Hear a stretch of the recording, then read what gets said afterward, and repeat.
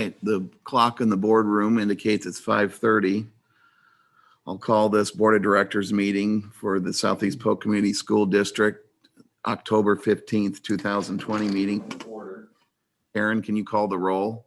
Fisher, Here. Nays, Here. Slings, Here. Andy, Here. Crow, Here. Powell, Here. Crab, Here. That's pretty quiet. Yeah, Karen, that's pretty quiet, but we got through that. We do have everyone present. We have our quorum. Next item is 1B, agenda adoption.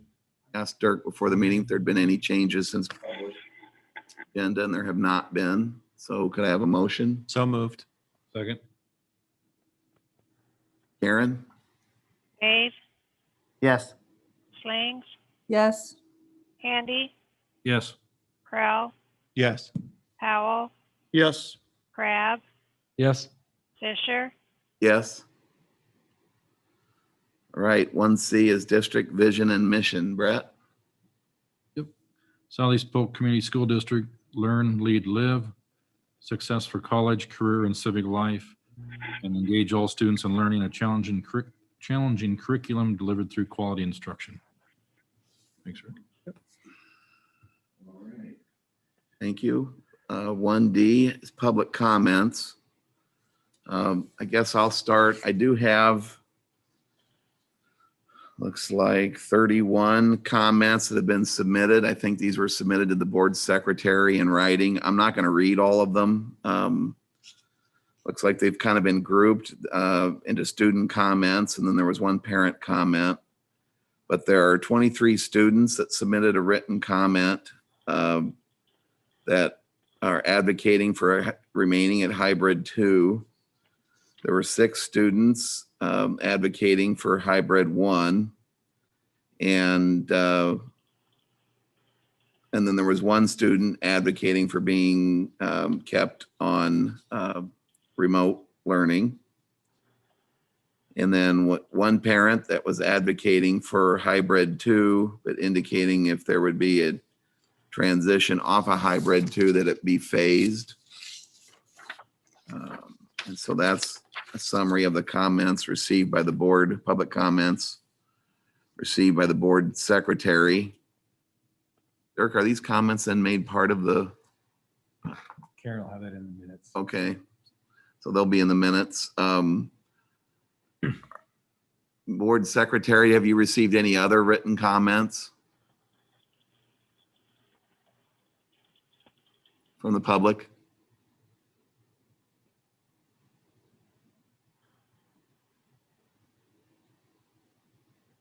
Kevin, are you on the call? I think he's got something in the comments. Can't see it. What's Something pop up? Something just did. We have no comments on Zoom. There's one comment. Oh, we do have one comment. Can somebody read it? I can see it. Should we be able to see the boardroom? Oh, right now it just says boardroom. So they're saying the agenda, but they're just not saying you guys yet. Oh, okay.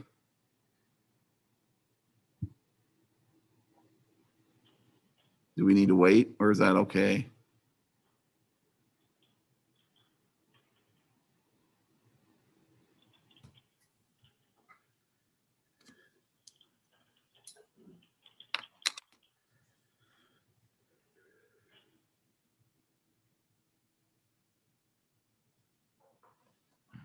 Are you trying to, we're good to go? Okay. showing now?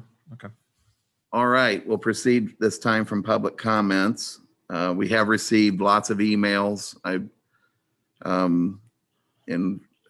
We do review those, so we have seen a lot of the comments, and some of the comments, I believe I recognize some names that I referenced in total. We've also sent emails, so we've seen those.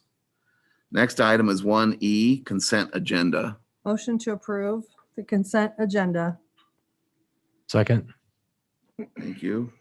who second that? That was Chad. Thank you. All right, any questions or discussion on the items in the consent agenda? All right, Karen? Lori, Yes. Andy, Yes. Crowell, Yes. Howell, Yes. Crab, Yes. Fisher, Yes? Nave, No. All right, next item is Roman numeral 2, old and new business. Item A is confirmation of next meeting. Motion to approve the next meetings. Second? I'll second that. Chad? thank you. Any questions or comments on that? Note that there is a special board meeting on the 29th in connection with, I guess, the anticipated vote on the bond matter this evening. What time will that be? 5 p.m. Is that one that we're going to be physically present for? Is that a, We'll get that information out. It'll be either or. All right. Karen? Andy, Yes. Crowell, yes. Howell, Yes. Crab, Yes. Fisher, Yes? Nave, Yes. Slings, Yes. Okay, next item, 2B, is return to learn.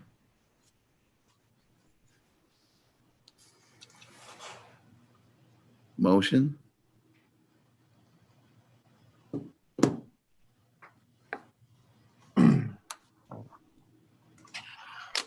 I'll make a motion. Okay.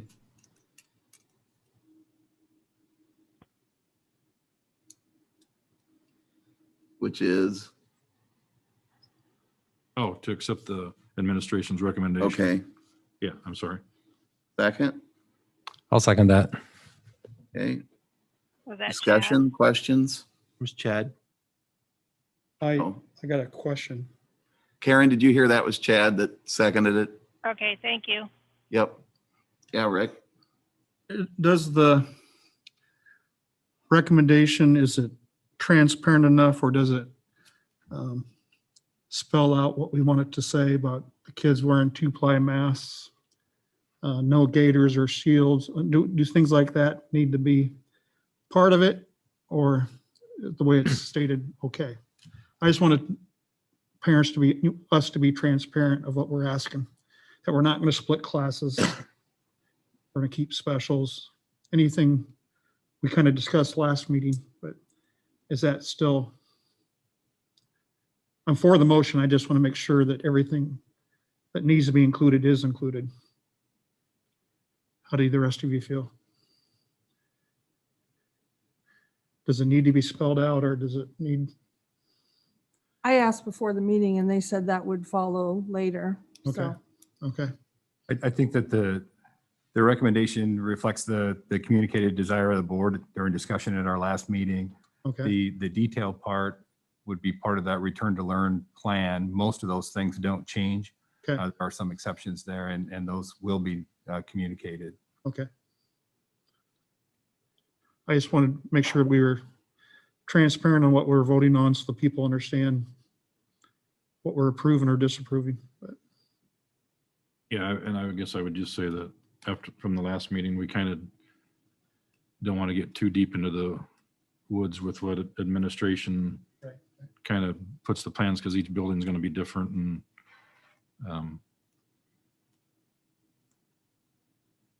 You also have at your table the latest health and safety data for the district. So Polk County is that as of today? But our 5 area codes are at 9, 8, 7, 6, and 3 for Mitchellville. Is that right? Correct.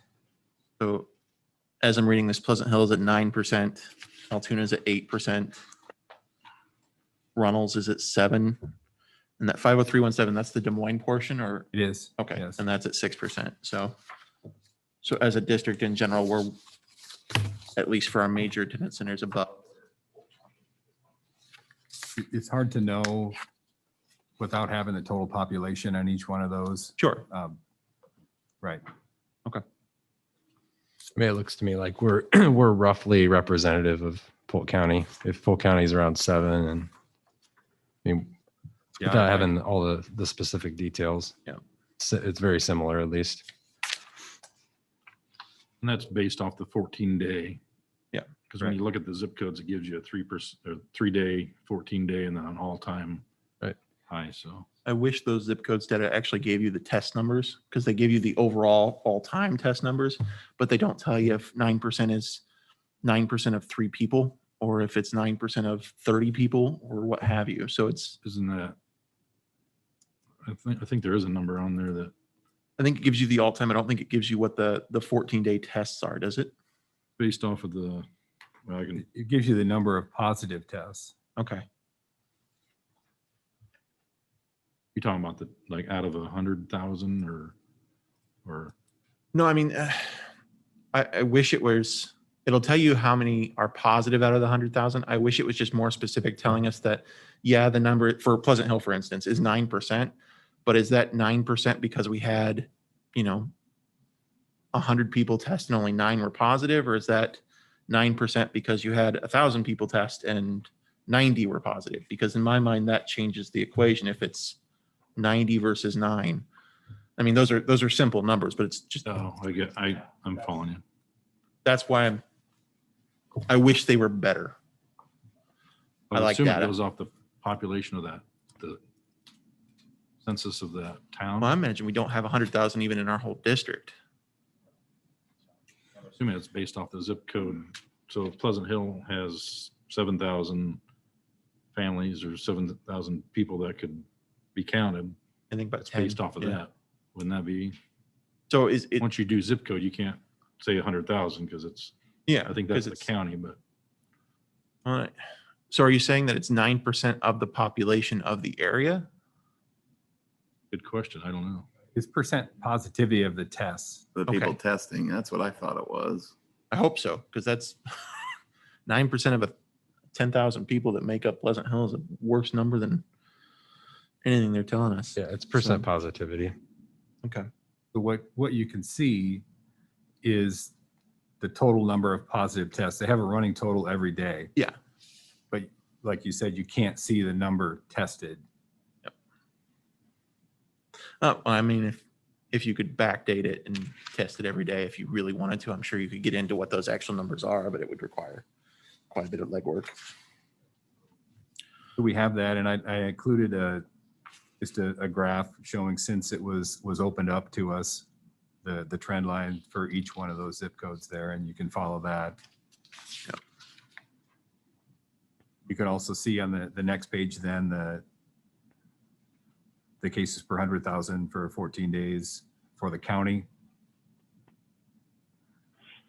Our student absentee rate this week is 3.19% so far. Graphs that include every building for both students and staff. Again, just so you can, it's kind of a mess there. And on the last page is our actual COVID-19 data. And remember that if it's below 5, it's an Mhm. you can see our student data and our staff data. How that student absentee rate compares with a year ago. Yeah, a year ago, we were just under 5%.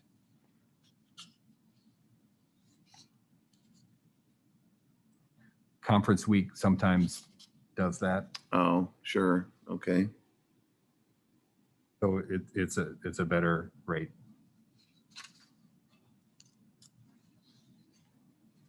So I assume looking at this numbers, the isolation are those that have actually tested positive. Correct. Okay. So the number that tested positive is less than 5 based on the asterisk, but the number that it caused then to quarantine is 36. Not necessarily 10, No. I guess would be the number. Right. Yep. Okay, I didn't follow that on the isolation. So the isolation refers to to the students in this case that have actually tested positive. So that asterisk represents some number between 1 and 5 that have actually tested positive. Okay, The isolation, or I'm sorry, the quarantine number is 36, but of those 36, 26 are being quarantined because of something Other- outside, right. and 10 are directly from the contact with those students in school.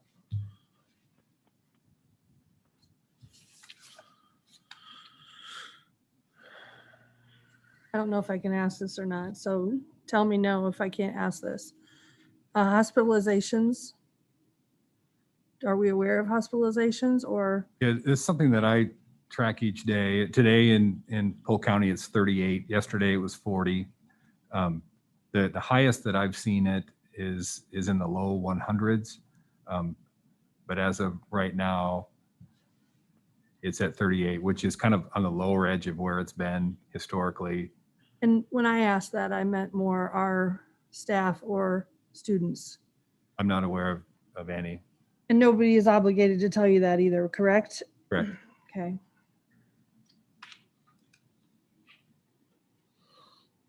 So that's our current health data. And I would like to also say that, you know, a lot of people have worked very hard to get us to where we are in this school year. And I'm proud of that hard work to safely educate the students of our community. I understand frustrations that exist with the situation that we've all been put in, but decisions made around this topic from the very beginning have been done with students in mind first.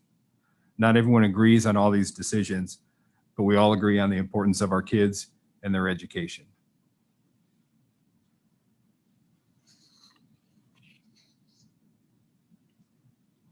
And just for a little bit of clarity, as far as the hybrid one model, I mean, we're going full time. So we're going back to regular schedule, right? As far as that goes For high school? You're talking about for all grades. That's actually a good question, because I know a lot of I the mean, 'cause teachers are saying that moving away from block in the middle of the semester would be not a good thing to do as far as the planning aspect of it goes. So are we going to be maintaining block through the semester, or how does that function? As I understood it, the high school would continue with the block schedule this time. Beyond that, regular schedule would be regular schedule. And then so the scheduling is the concern with the block study? In terms of, I mean, no, I'm asking as far as Dr. Lupnick. I mean, as far as, I'm not sure, because block is not, obviously not ideal as far as our kids go. But, so I guess I'm just kind of wondering what's feeding into staying in the block study at quarter rather than going back to our regular class schedule. I think there are several things. One of them is because that's how it's set up right now, and just the disruption that it would cause. The second thing is the fewer transitions per day, because, you know, a weak spot certainly in a hybrid one model is that the distancing can't be promised to the recommended levels at all times in all places, and passing time would be one of those. And so I think that's part of the thought there.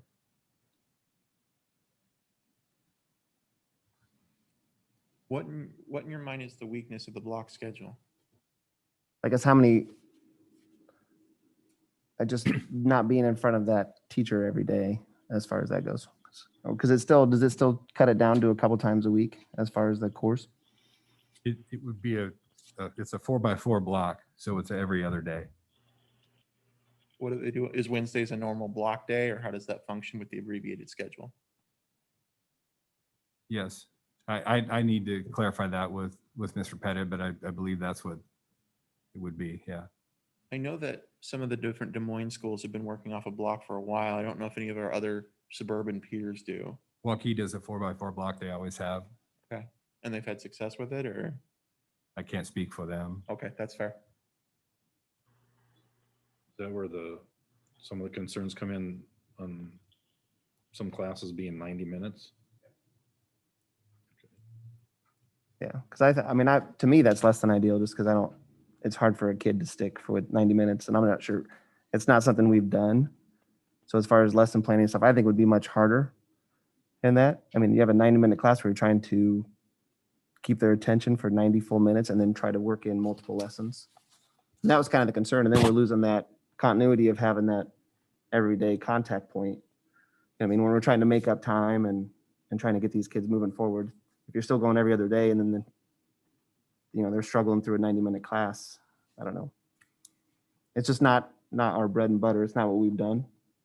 Yeah, That's why I was kind of thinking, there's the some most successful model would be what we've done and what we, are I used to think- doing. I think there's some concerns on the study hall, kids Yeah. being in study hall for Mhm. 90 minutes and Yeah. keeping them. I think that was one of the biggest ones. The passing time came up. Study hall. I mean, I know I didn't this- really hear a lot about class time, but I think it was there was a couple of emails that did address 90 minutes, and I would assume that was the block piece of it. Mhm. So I know with talking with some of the science and math teachers that they actually have grown to like, and not all of them, but some of them have grown to like the 90 minutes because they're being able to teach the lesson in that first 45, and then they have 45 minutes to see the kids actually put it into practice. So they get all that in one block as opposed to teach it one day, hope that it sticks for the next day, and not trying to catch the kids up again who didn't pay attention the first day or forgot or what have you. So I think I understand with the study hall. I completely agree that that's a problem. But I think for other reasons, it does actually have good uses specifically for our sciences and our math classes. So, but I don't know that transitioning too many things at once is a good thing to do. I agree that the study hall is way too long. We've all probably walked in the commons and seen those kids sitting there forever. Oh yeah. Special ed, of course, attention spans a lot shorter. My question to you, Dr. Lutnick, would semester be a time they could transition? Yeah, I was just going to throw that out that rather than spend the time hacking through that together here, I think that's something clearly, if we're headed back, the idea is we want to be back to our normal schedule. I don't think anybody would argue that. I think that we can then talk about how we phase to that and when it makes the most sense. Right. but the block schedule does eliminate more the passing times. It Correct. shorten. Yep. Right. It's times are in the hallway Right. and can condense. right. But Yeah. I think the passing periods being, I don't know what they are, 4 or 5 minutes, whatever they are, that's not 15 minutes of Yeah, that's contact, right. I It's agree. Yep. how you look at it, I guess. Yeah, What- just keep them moving. No, But no if loitering and it's better to transition at semester, I do think that's the key is just the more, if the kids can shelter in place, not have to necessarily be in crowds. Obviously, we still want to, this takes away the 6 foot, but it doesn't, I think each individual teacher has to make sure that they're still doing the best they can, make sure that they're not congregating in the hallways or classrooms. And, if we're sick, we shouldn't be coming to school, those type of things. So Not to dive too deep into the weeds here, what are the roadblocks with switching to an open campus policy versus a closed campus policy? That is something that high school administration has proposed as a possible, especially to answer the idea of lunches, Yep. of looking at upperclassmen. Currently, at the beginning of the day and the end of the day, they do have open campus, Mhm. but looking at expanding that throughout the day, so that if they don't have a class, then they're not in study hall for that time, or they're not at lunch, and that frees up more space and allows us to do the lunches in a safe manner. as a former high school administrator that watched a lot of lunch times, if you allow them to leave, there's a certain percentage that just won't come back. Yeah, and part of the thinking behind that is the way that this, with the block schedule is designed, a lot of our juniors and seniors don't have class after lunch anyway, so they would just be leaving for the day like, They would anyway, even without the open campus. Okay. and we have not made a decision on that. We've just talked about it because you're right, there are pros and cons that go with that. So I'll jump in quick with a question to tag on top of that. You mentioned lunches. And I know last time we had quite a discussion about how are we going to handle lunches. I wonder if you could elaborate on Yeah. plans for that. Yep, I was going to, whether somebody asked me or not. So, Okay. Our 8 elementary principals have been meeting together with the idea of looking at what they have put together and they're calling collective commitments for when we would move to hybrid one, whenever that would be, whatever the result of this vote is, but at some point that will happen. And with the lunches, each one of our elementary buildings can do that safely with the 6-foot distancing. It will look a little different in each building. Some can use their lunchrooms. Some will use a combination of lunchrooms and classrooms. And some won't change from what they're doing right now.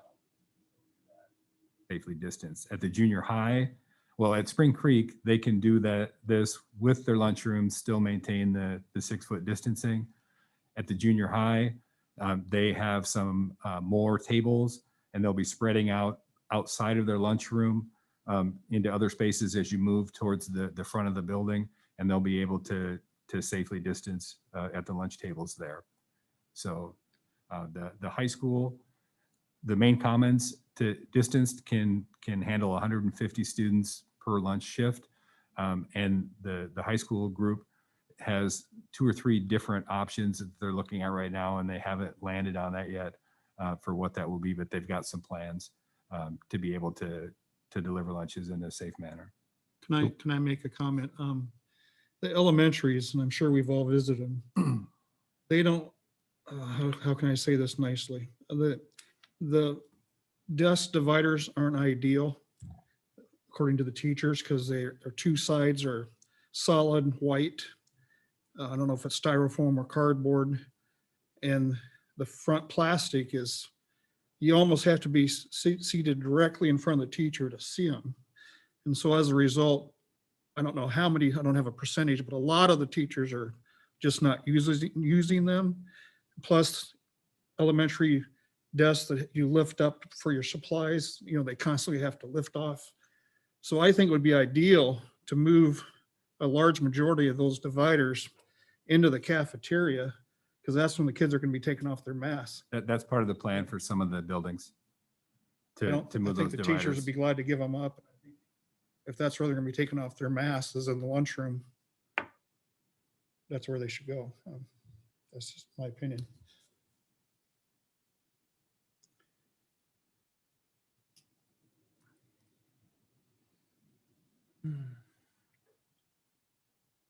So at the time that this was written, I assume it was last week before we saw this week's uptick in cases and Yeah, rates? this went out on Friday. Okay.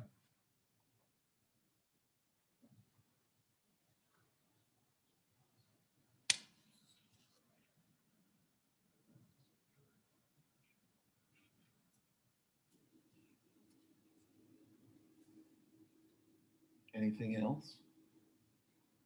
I mean, I guess another area of concern that I've heard is the shared tables. So maybe tables like these where there are multiple kids. I know I've asked you about this before, Dr. Heltnick, but I don't know if you could elaborate on that for people that might be listening in.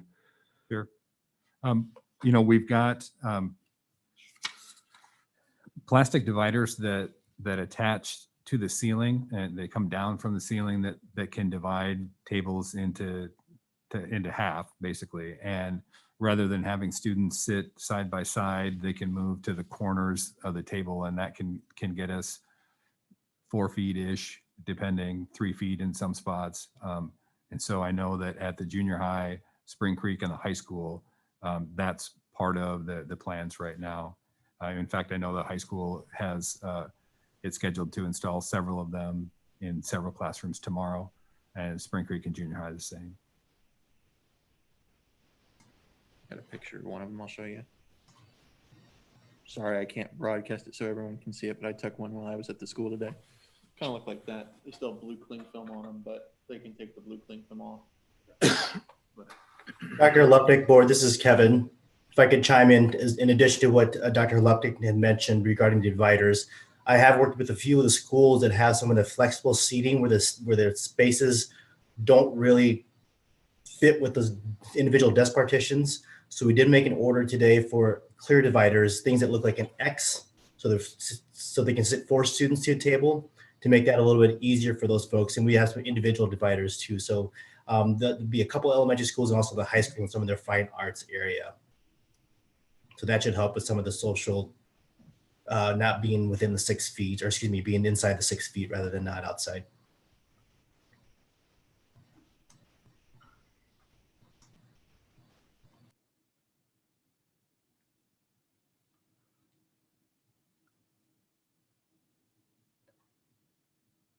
If there's nothing else, Rick did ask if I would just clarify on the recommendation, just to read it out loud, just so everybody's clear. Okay. So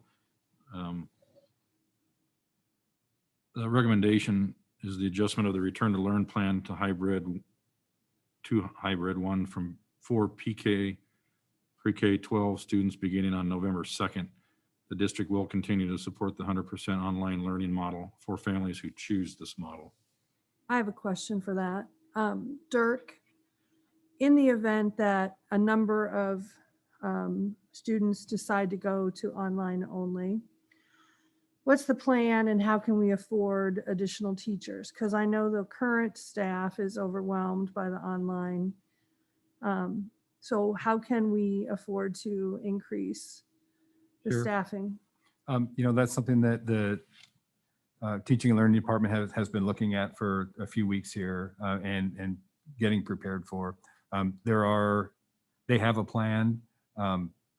I can't tell you it off the top of my head exactly who and where and how, but they have a plan for adding staff to the online program if those numbers determine that. And have you heard from our current staff that do not want to do the hybrid one learning, that would consider online or something else? There have been some staff members that have been working with the Human Resources Department in that matter. Yeah.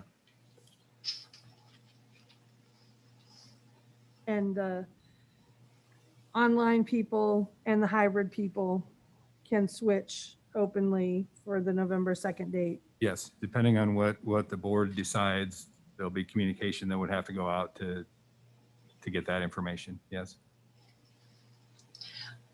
Lori, I can add on to that a little bit. Okay. So we have been taking a look at our ratios, as Dr. Hlupnik said. Right now at the elementary level, our ratios range from 1 teacher to 35 students to 1 to 39. Online? What's that? Online? Yes. Okay. Now that varies too. It's different when you look at secondary because it's more by Subject. course taken, than a class. And we'll start to look at additional staffing once we hit that 1 to 40 ratio and above, particularly at our K2 levels. So we have had a couple of other teachers join the online pathway, and we've looked at where our numbers are the greatest. We've added a teacher in the special ed realm. We've also added one who's going to help with interventions. And then if we continue to grow in that staffing number, we're also looking at our substitute teacher pool to think how we might be able to hire a sub during that period of time to work with the online learners. It will be really important for us to collect the data to see what those numbers look like. And then if it's beyond what we have potentially planned for, we would need to come back to the board and do some problem solving together. Because I expect that's where our expense will be for this. Because heaven knows, public education has tons of money to adapt and adjust over and over. Thanks to the Joellen, legislature. before you key off the mic, I guess I wasn't aware of those ratios, so it's kind of startling to hear them for the first time. Is that a function of that's we've got to work with, or? Yeah, it was higher. I mean, we had some lower elementary classes. Our second grade class is 39 kids per teacher, and that's one that I'm keeping an eye on right now. That's the next place where we would add. And as Mr. Horton talks about several times, those ratios look different at K2 than they do 3-8 and 9-12, et cetera. Right now, I am collecting ratios from UEN and comparable schools.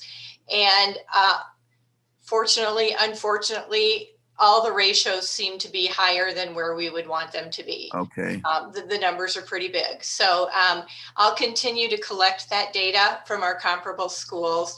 And I just want to do a shout out for all teachers are working so hard, and our online teachers, many of them had no idea until right before school started that this would be their role this year. And I'm just so impressed by how everyone has stepped up to the plate.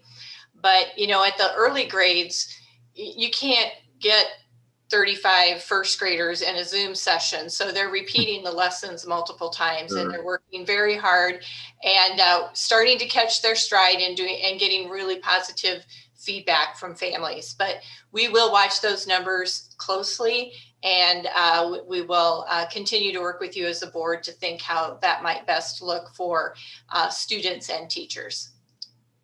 And Dirk, when do you start gathering the switch information? Do you start tomorrow? Do you? Again, Did based they- on what happens here, Right. but that would go out first thing tomorrow morning. Okay. And then you start getting the information and figuring out. Yeah, what we've talked about is leaving that open for a week, and collecting that information as it comes in. Dr. Lupnick, has there been, I guess, on the online portion of it, has there been any discussion of each teacher getting their own? I would assume they have access to the Zoom since we've kind of been doing this since March, to where they just have their own individual students that would be normally in their class. So those students just check in like a regular schedule, but they're dealing with their regular class instead of having to have. That's the setup at the high school. Okay. In the lower grades, that's not the setup. For part of the reason is, you know, Joellen has talked about the limits on screen time and what best practice follows. So it looks like she chimed back in. I don't know if she has something to add there. I would just echo what you said. That wouldn't be what would be best practice for our younger learners. Okay, and I guess I knew that's how it was in the high school, but I guess listening to you change, adding more staff, I guess it was an assumption that we would, I'm sitting here thinking, how would that work? Because it's just like, if you got a biology, you have to basically hire a staff for each, right? Correct. So, okay. Yep. So that eases my mind a little bit on that. It's just elementary we're talking about that we have to make a little change. So, okay. Do we have any data about how academically the hybrid model has functioned? I know from some of the A reading and A math stuff that we got from our elementary schools that we were seeing a lag, but that was to be expected with the 6-month layoff. And I know talking with some of our high school teachers this week that they're actually seeing proficiency at the same levels of previous year or even more higher levels than previous years. Do we have any data on that consistently across the district or? A little, you know, I can only speak to K-8 with our FAST data like you just referenced. Yeah. And what we've seen is not surprising and actually, well, maybe it was a little surprising in places.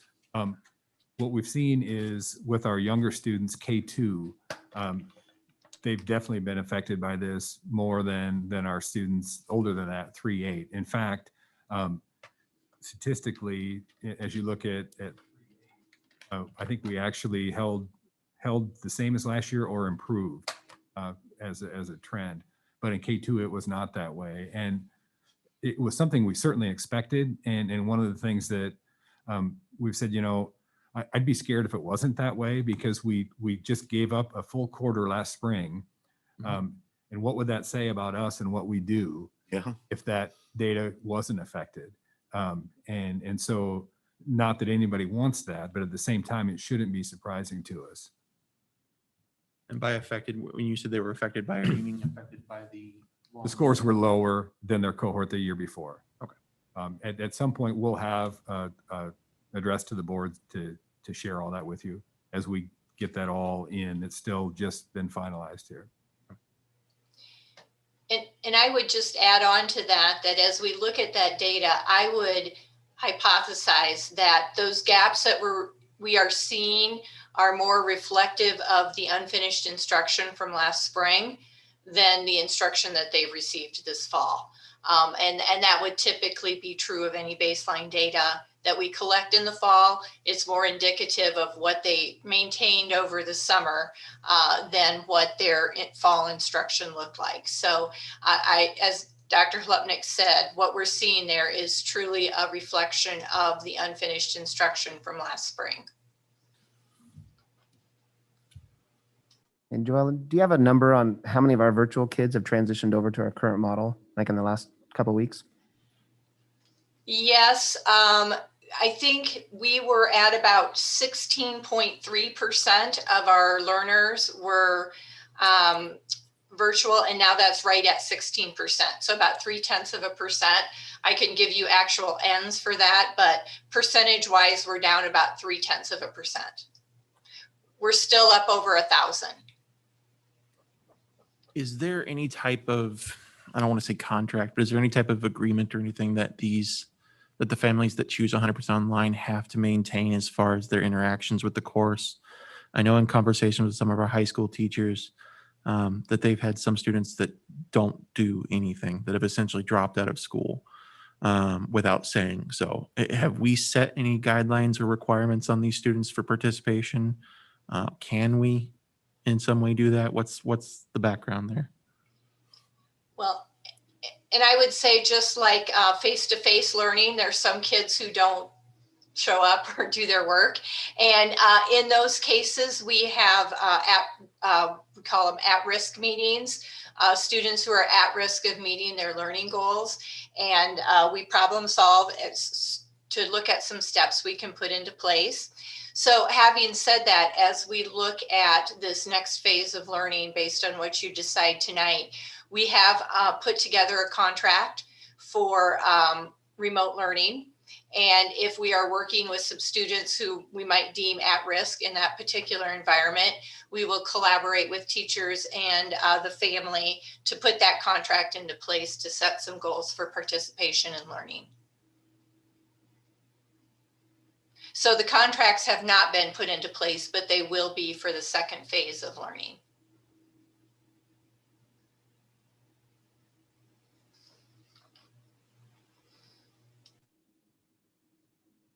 Can I call the question?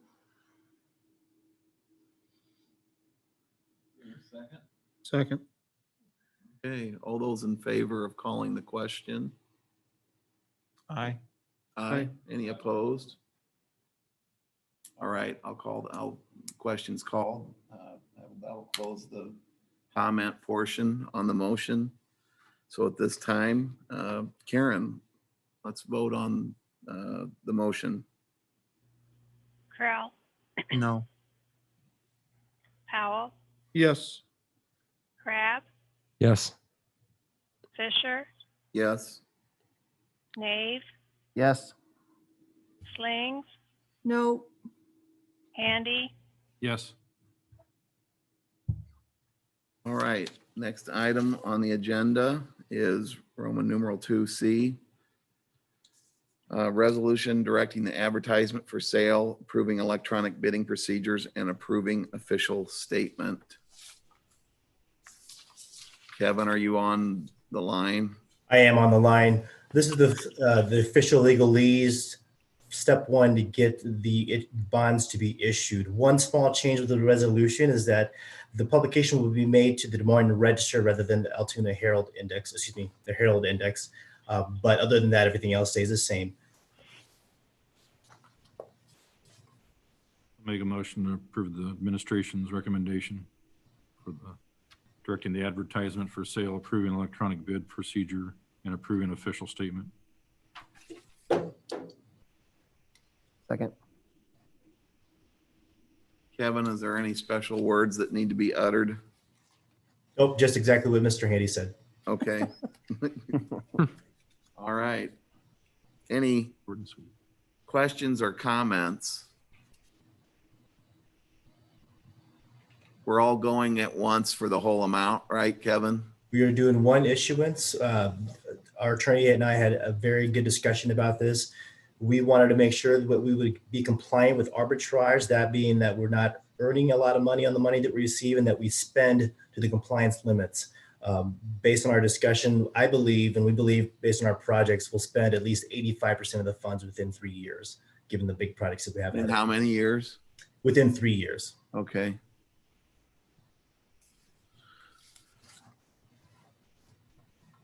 And just to clarify, so, and that's the time frame that we have to do all our projects, right? Is We that have 3 5 years to spend all It's funds. a 5-year. Correct. So I guess how does that 3-year, It's just one of the legal requirements with the issuance of tax exempt bonds that you have to spend so much money within so much time. So the 3-year mark was the biggest mark for us to hit was the 85%. so a percentage of that 92 million has to be spent? Correct. Okay. I believe that given that the 6-7 building and also the multi-purpose stadium to be complete within those 3 years, we will have spent, along with the other smaller projects, we will have spent 85% of the funds. Gotcha. Thank you. You're welcome. How's the bond market? Have you been watching it? The Waukee has not gone out yet. I think I mentioned last time about West Des Moines going out. It was less than 1%. I don't see anything different at this point in time. I would say too, that in hearing some of my colleagues, when it comes to the construction of bids that have come back, I've seen several of those. I've heard several of those have come back way under as well. So we're in a pretty good position for this to go through. Timeline wise, to go through with you, you have the meeting October 29th to accept the award of bonds. We won't get the money until December 8th, but there are several steps in between there. The October 29th will be the only special board meeting. So I do appreciate you working with me for that.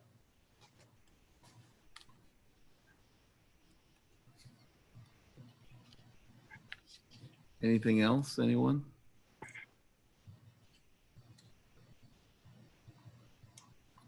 All right, Karen? Powell, Yes. Crab, Yes. Fisher, Yes? Nave, Yes. Slings, Yes, Handy, Yes. Crowell, Yes.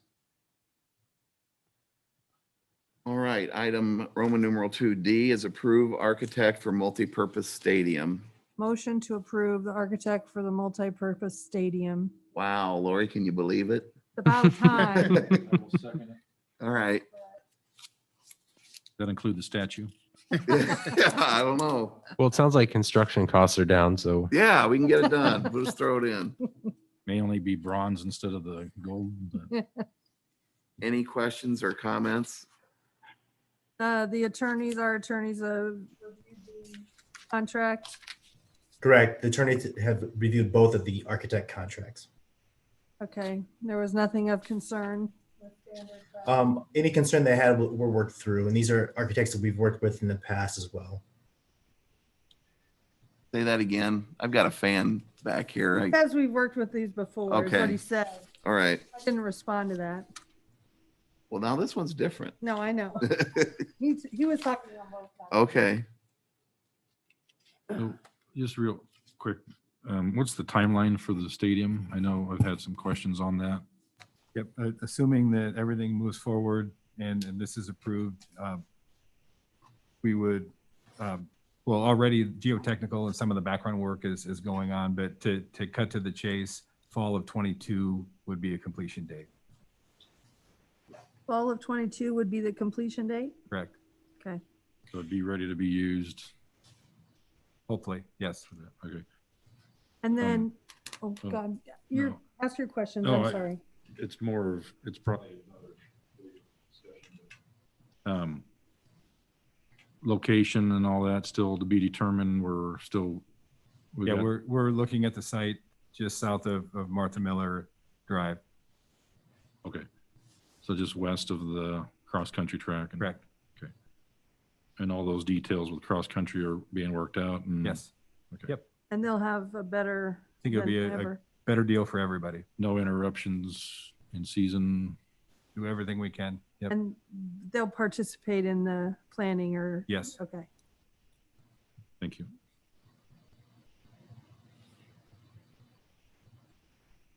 Anything else? And you're getting the questions like a Gatling gun there. All right, Karen?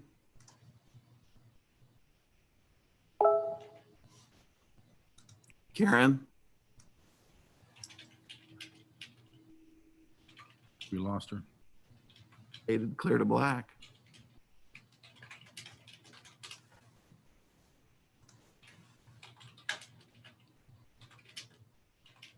Karen, we can't hear you if you're trying to come in.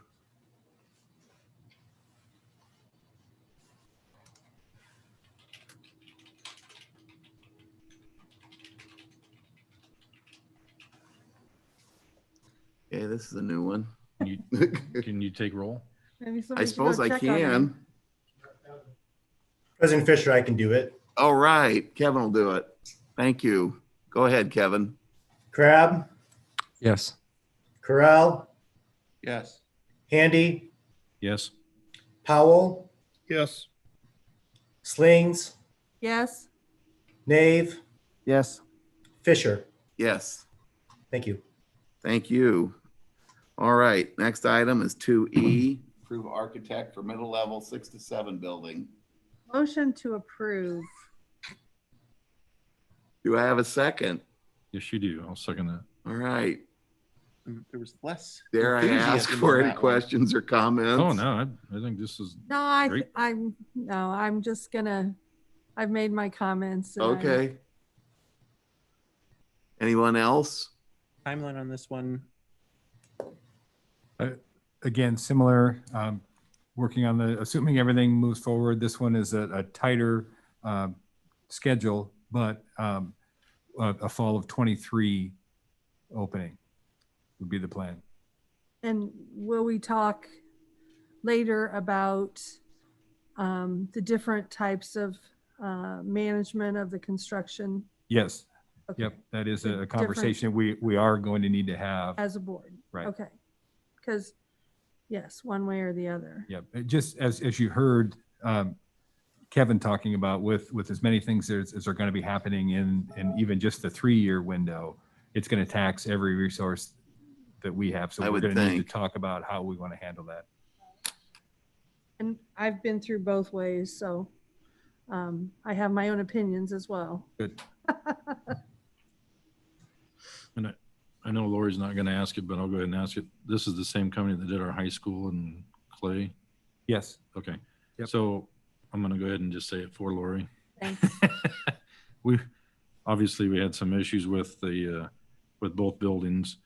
So I'm not assuming, I know you will be on top of this company to make sure that we don't have the same issues happen with this building. Absolutely. I mean, they do good work. There just seems to be some small things that keep lingering on that is the concern, I think, for a few of us that have been on. So I'll just say it publicly, just so it's been said. So you're welcome. Yep, you bet. Well, it is a concern. I mean, I think they're a good company. I think, if you look at the buildings, they're great designs. They look nice. We just have to stay on top of them and make sure that we don't run into the same problems. So.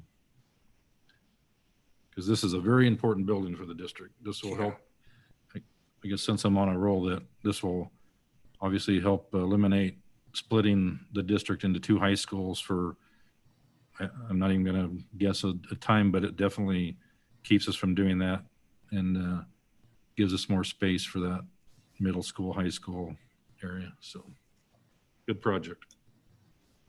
It's exciting. Anything else? Anyone? All right, Karen, are you on? Pitch hitting for Karen will be Kevin. Yeah, Handy, She's having connection problems. okay. Handy, Oh, yes. Thank you. Slings, No, Nave, Yes. Fisher, Yes, Crab, Yes. Corral, Yes. Powell. Yes. Thank you. all right.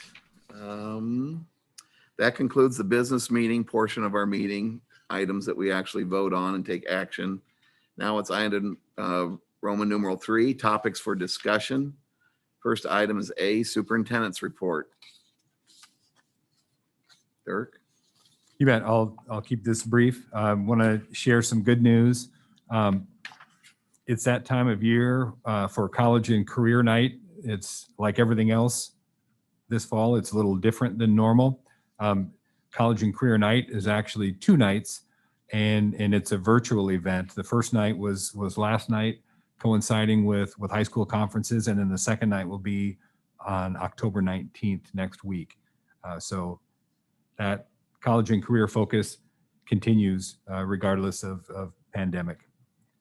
I want to say a big congratulations to our boys golf team that not only won the conference and qualified for the state meet, they ended up 7th place. Fantastic finish to the year, and we're all proud of them. As a staff, one of the things that through all this that we want to continue to focus on is all of our wellness. And there's a wellness challenge out there right now, and we have over getting close to 60% of our staff participating in that, which is a really good thing. The Black and Gold Gala, the combination sponsored by both Southeast Polk Dollars for Scholars and the Southeast Polk Education Foundation, will also be a little bit different this year. It'll actually be from October 23rd through October 30th, where they will still be having some online auctions, and there'll be a little ceremony, I believe, on the 30th. But I'll get that to you for sure with the specifics. That'll be virtual and online with some videos and some fun things that go along with that. But the Black and Gold Gala lives on, even though it won't be in person. And then the final thing with this, I want to share, and I'm not going to be able to tell you, it's got to be close to the 15th year in a row. I was notified last week that the district has been awarded the Certificate of Achievement for Excellence in Financial Reporting, the highest form of recognition in governmental accounting and finance reporting. And so I wanted to give a congratulations to Kevin McCom and his team for all that they do in making sure that we are transparent with our finances and making sure that we are compliant and following the law. This is not the first time for that award, is it? I think it's 15 years in a row, but I don't have that for sure. Kevin might be able to tell us. I know at least it's been least many 11. times since Kevin's been here, so yes. So I won't go through the monthly review. Again, you can just kind of see the things that I've been up to. But I will say down at the bottom under fiscal integrity, certified enrollment today was the final day for getting all of that material in and certified. So at our next board meeting, we'll be able to talk publicly about our certified enrollment numbers and be happy to take any questions. Thank you, and congratulations to Kevin and crew on. Yes. Absolutely. All right, Kevin, while you're basking. Thank you for the comments, Dr. Lupnick. It's actually the 16th in a row, not that I looked or anything. But who's counting? The financials were late, though, very late. Oh my Ms. God. Lings, you have the monthly financial reports on your table set. They are late, so I'm going to spend a few extra minutes on this month, if you don't mind. The general fund, normally when you see revenues down 12%, expenditures up 11%, you have cause for a problem. This year, revenues are down 12%, but really it's just the timing of the property taxes that we received. Last year was kind of an anomaly. We got property taxes pretty early last year. This year, they'll even out. By the end of the year, I expect general funds to have about a little over 10% higher revenues from property taxes than we did last year. Just to remind folks, our supplemental state aid was 2.3% for this current budget year. Our certified enrollment was up 97.8 student FTE. So that's why you see some of the increases in numbers regarding state aid. Preschool enrollment was up 9%. So that was a good thing. It's only 24 students, but 9% of an increase in students, so a 9% increase in funding, along with the 2.3% increase. And then for expenditure wise, that being up so high, a few different things. That second paragraph on the second page, we had it because of the school closures. Dr. Latham put together some additional professional development for her certified staff. And that was the Jump Start program over the summer, which we made payments for those in August. So that's part of the increase in what you're seeing. And also we bought Chromebooks for K-2 students. We funded in some part by Facebook for the tune of about $220,000, the rest by our PEPL funds. But that $220,000 of Facebook money is included within the general fund portion. Also with the increase in the operation and plant operation and maintenance is due to all the COVID and the PPE expenses that we've incurred here in dealing with the pandemic. Regarding all funds, we are down 18.6% in revenues in all funds and down in expenditures just under 1%. Again, property taxes regarding all funds was timing wise a little bit different than last year. I expect a 6.5% increase in property taxes for this year for all funds. Some of the little things, as you look at the financial report itself, student activity funds down in the all funds report to the tune, to the tune of about 75%. Not having activities or having limited capacity seating wise really makes a difference. Our football admissions, if you look at it, are down 53% this year because of that. We haven't made a decision to sell student activity passes this year. And last year, this time we sold just over $40,000 of student activity passes. So some of those little things that you don't think about really when it comes to the pandemic is really affecting some of our revenues and our other funds.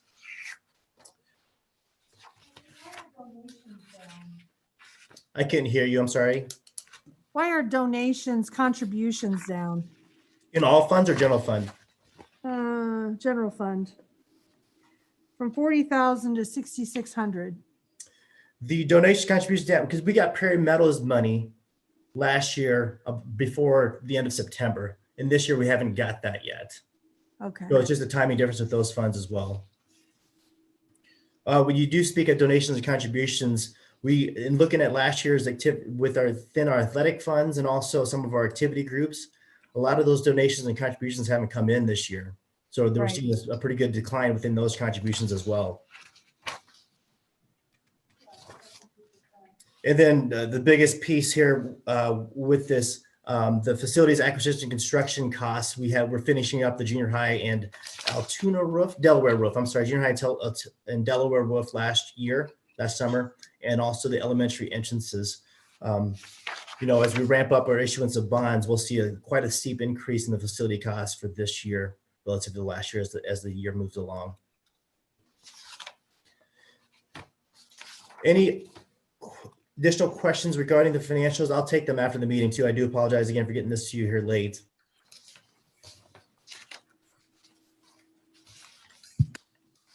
Try and get us some more revenue. I can't. I'm just saying, you're in charge. Have we gotten all the funds that we're getting for COVID relief? We have received the GEAR funds, was this first set of state funds provided to us through the federal government. We have received those funds. We've spent those funds.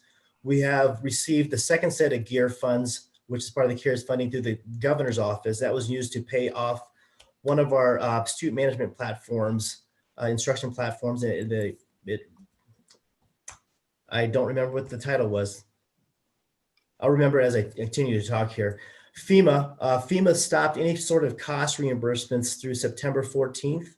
So I'll be working on that report right now. That report is due November 16th. With FEMA, there was a 25% cost share that we had to use our funds for. The governor recently announced through federal funds that $25 million was available to Iowa school districts, of which can be used for that 25% offset. So I'll be working over the next few weeks to get our FEMA reimbursement through. As far as COVID pandemic related costs, we've spent in excess of $1.3 million so far this year and last year related to pandemic costs. So that's where you need to get some revenue in. Correct. But we And can't get revenue. That's not even taking into account any additional staff that we need to hire. Yeah, and we can't get any additional revenue. What will happen is that I'll come to you towards the end of this fiscal year and also take it to the SBRC, the School Budget Review Committee, to ask for spending authority for those costs in which we haven't been reimbursed for in any way, so that we can at least get that authority back.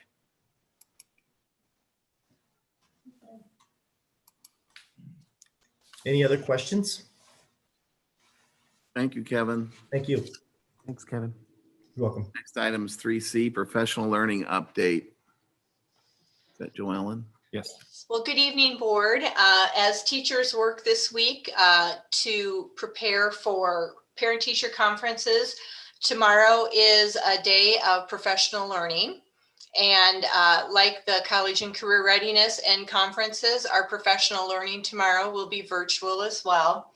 When we thought about the design of the day, we know that teachers really need that time to collaborate and plan with the additional challenges of this particular year. And we also know that we need to have professional development to help us navigate some of these changes that we have.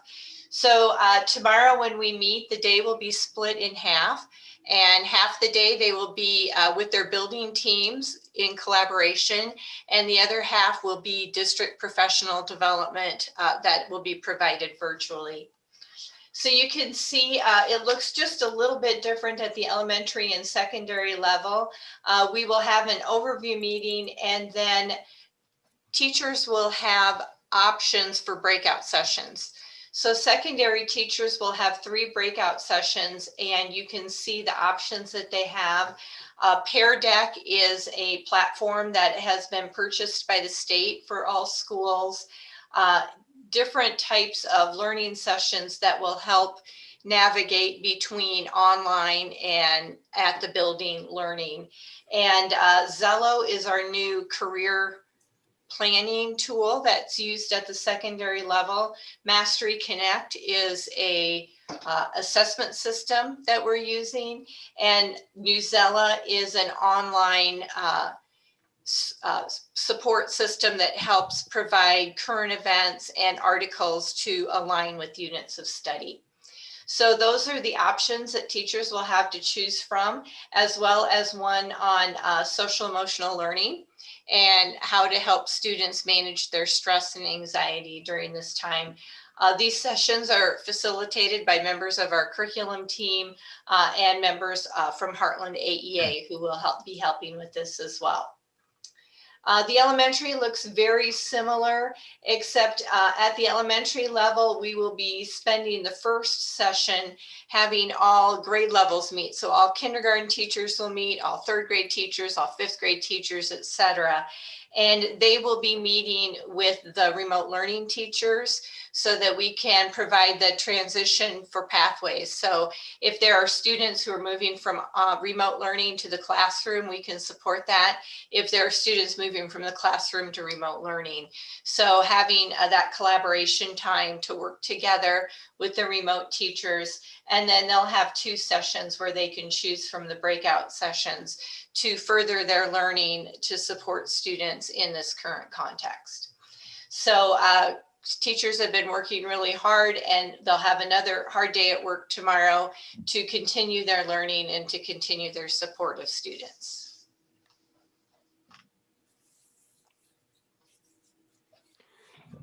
I think that's great that there's a option for the SEL portion, because I know this has been just a really hard year for everybody, especially our teachers and our students, and having the opportunity to really focus on that and how to support each other. I think that's great.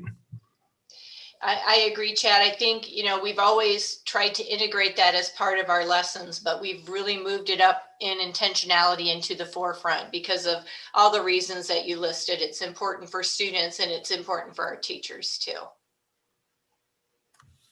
Is Newsella sort of the current version of the Weekly Reader or something?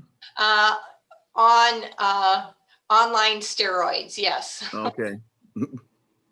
It's got a lot of text sets and units and different things. What's really cool about Newsella is that I can have an article, perhaps one on pandemics of the past, And I can adjust the reading level. So I could have a classroom and half of them could be reading it at the 7th grade level and half of them could be reading at the 3rd grade level and still have a discussion about the topic. And it can also be translated into languages for our English learners. So a lot of great functions, a lot of great opportunities to integrate literacy with a number of the subject areas. Thank you. Very interesting. Thanks. Amazing. Yeah, it is amazing. Any other questions about professional learning? All right. Thanks, Joellen. Next item is D, high school diversity group presentation. Good evening, board. This is Lori Wyatt, the District Learning Supports Coordinator, and thank you for having us here tonight. I want to preface our presentation by just giving you some background.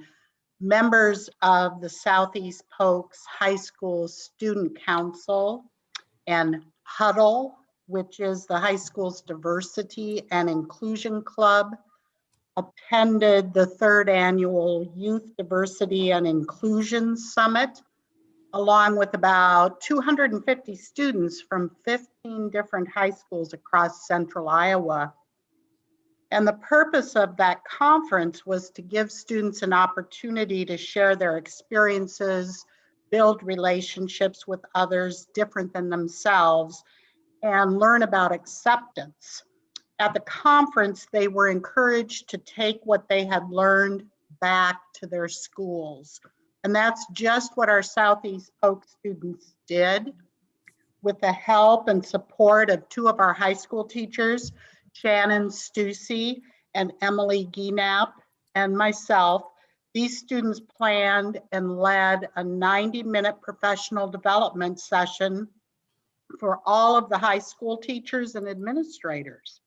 It was very successful and very well received. And what we're going to show you tonight is their story.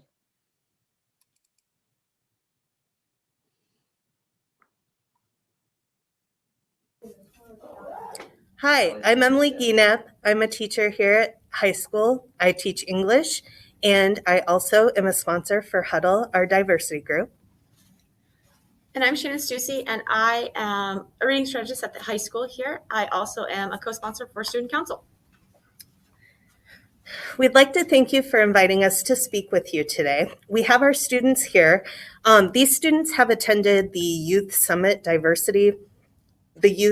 Diversity Summit in Des Moines, and what they're here to talk to you about is their experiences and the knowledge they gained from the summit, as well as what we came back to the district to do and where we want to go from here.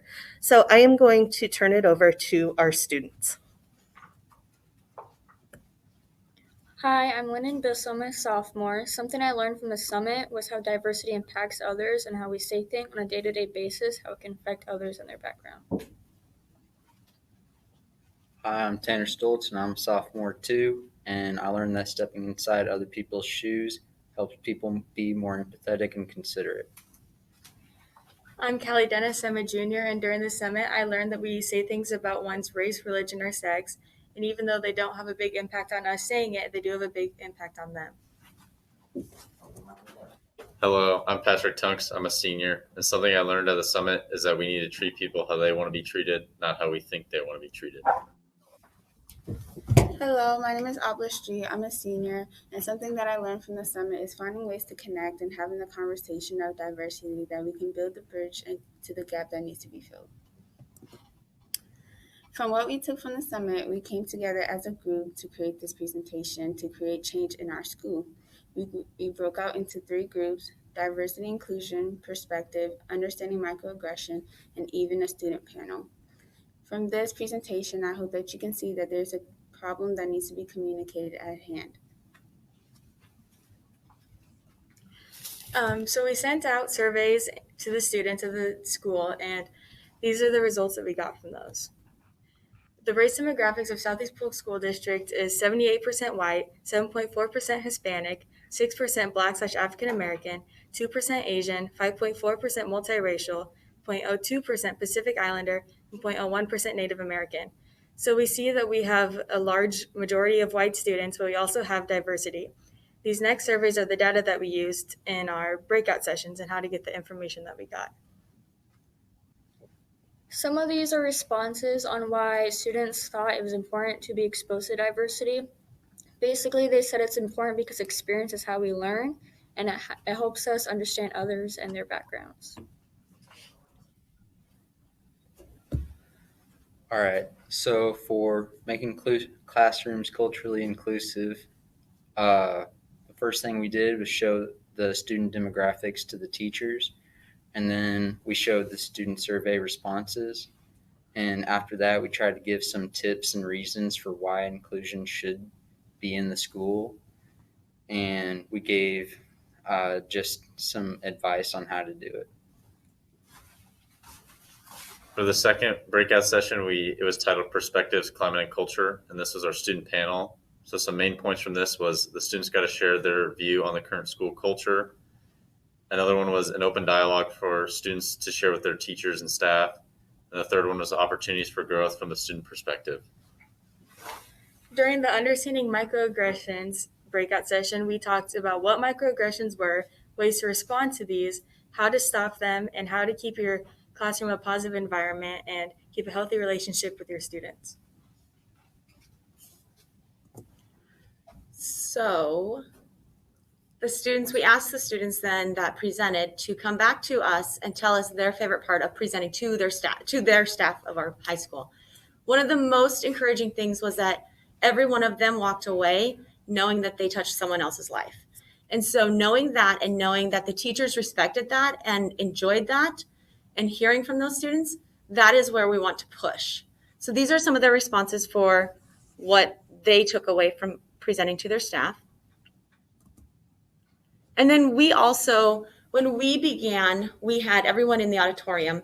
We did a group work together at the beginning. So that way we kind of gave some background information for what we were looking for and how they were going to, or what they were going to experience for the day. Then we asked staff to break out into those 3 sessions that were all student-led. We came back as a whole and asked them to work with their PLC partners to reflect and give us feedback on what it is that they still need or they are still wanting. So here are these results. So we also wanted to know for the future, what could we do to support staff in supporting diversity in our school?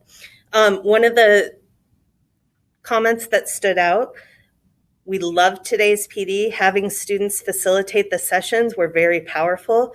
We'd love to see a session like this once a year for students to share what they're learning and share their perspectives from a student panel. Another comment that stood out, we would like to see continued professional development that surrounds this topic on a more frequent basis. So what we did was took the comments from the students and from the teachers and came up with some action steps that we would like to present to you.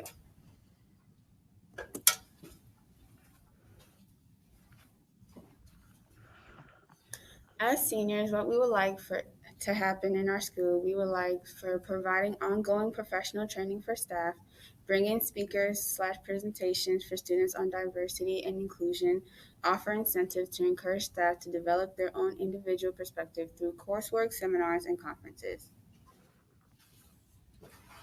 Another thing we'd like to accomplish before we graduate is create a student/staff committee in order to continue the ongoing dialogue between students and staff in regards to diversity and inclusion within the high school. So these are just a few ideas that the students have come up with, but there's a lot more we could do. Again, thank you for having us speak to you today. We look forward to working with you more in the future to get your thoughts on how we can better support diversity and inclusion.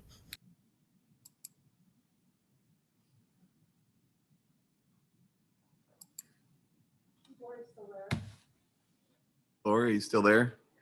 Yeah, can you hear me? Yeah, Yes. hey, I just want to commend you on that, what they just created there, because that's a great way to work around very difficult situation that we have this year. I'm quite impressed with that. They did a really good job, and I'm sure that would, help the staff enjoy some of their professional development as well with the students presenting. But I think that was a good direction, especially for this year. And another way to work around kids' busy schedule to the board, to present things like that. And we get to see it, but we don't keep them away from their activities as well. Yes, thank you, Lori. The students were amazing. Also, I want to thank the high school administrators for allowing these students to plan and actually present an entire professional development. Really hats off to those folks, because that's that's kind of a risk to hand it over to students, but they did a tremendous job. So I was very, very proud of them. I like that they're applying what they've learned. And by that, I mean the MVP program in particular. Apparently they've seen Yes. things there that need improvement and are identifying ways they can improve it. I think that would be excellent. Yes, thank you. I think And some good suggestions. good. Well, we're going to continue forward. Thank you. Thanks, Lori. Thank you, Thanks, Lori. Lori. A great piece. It's very important as our district continues to grow and diversify. So, Yep. And that we're aware, that they're aware too. yes. All right. I Move can't to believe adjourn. it, but I don't see anything else. Yes, go ahead. Thank you very much. I don't know if the staff is still on or not, but again, you guys are working miracles every day. And I just want you to know that we truly appreciate it. And we also appreciate the patience of the parents and the students. But I just want to continue to commend the staff that we have, not just the teachers, but the kitchen, the nutrition staff, the custodial staff, everybody working day and night, tirelessly, Associates. and doing everything that we ask beyond what we could ever imagine anyone is capable of doing, but continuing to do it. Thank you. Yes, thank you very much. Thank you. For sure. I think I said before the mics were on to a fellow board member that I think I've received probably about 500 emails since the last meeting, and a lot of them are staff, and it's so good to hear from them and everyone. I'm so proud because they're so well written, and they advocate, and they're not the same viewpoint, they're different, and or nuances to even some that are similar. But I'm very impressed with our staff and everyone and how much things are different, how it's impacted everybody's job. Just listening to Kevin and I talk about all these different places where he has to find funding to cover these expenses that we've already paid for COVID. It's just like the whole apple cart's been thrown upside down and everybody's doing their best. And we do see that and we do appreciate it. One thing I'd tag onto that when you're talking about the well composed emails from our students, Yes. how well thought out and written Right. a lot of those really were. Although I did like the one that was just one word long. That was great. And when you're reading 500 emails, Yes. one word is great. Right. But Sure.